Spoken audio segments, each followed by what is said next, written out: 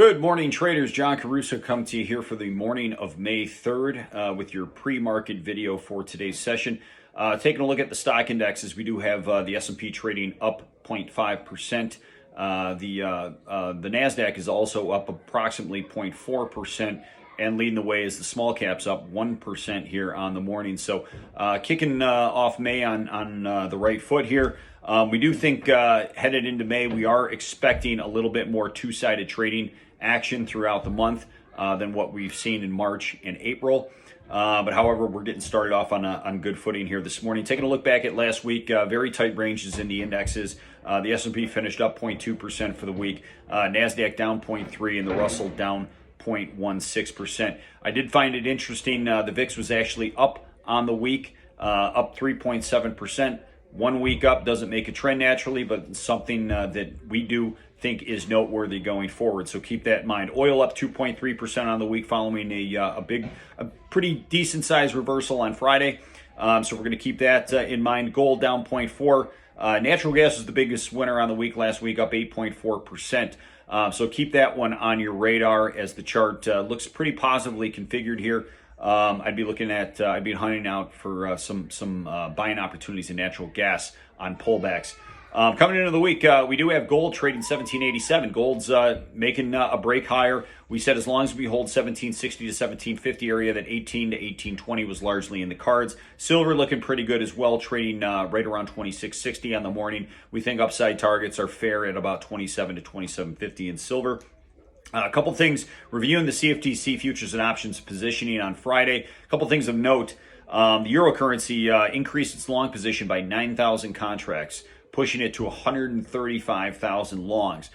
So that market's getting a little bit heavy, stacked on the bullish side of the market.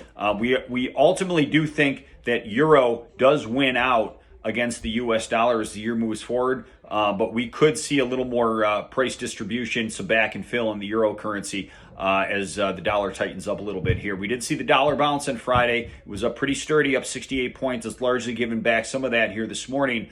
But the move that we saw on Friday in the dollar did come on heavy trading volume, which means that the dollar could be beginning to lose some of its short position that could have been largely short covering on Friday. Another thing I'm deeming noteworthy, the 30-year.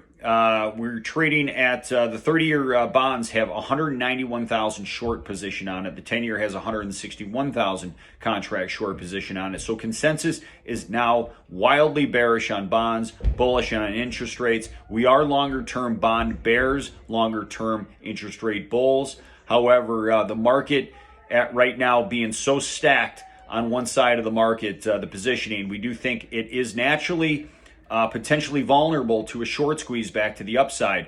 The interest rate markets, the 10-year yield has largely been trading in about a 10 to 15 basis point range, a very quiet market here lately.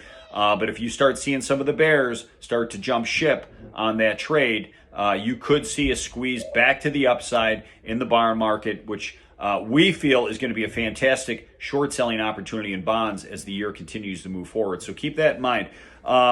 I think the theme for May going forward, we're largely going to see a little bit more two-sided trading action headed into May than what we've seen in March and in April. Ultimately, we do think the market holds its bullish bias throughout the course of the month with potential for risk coming into the end of the quarter, end of June, and into July going forward. So keep that in mind. I hope that was helpful. If you have any questions, feel free to reach out anytime. 312-373-5286. Once again, I'm John Caruso. We'll see you back here about midweek.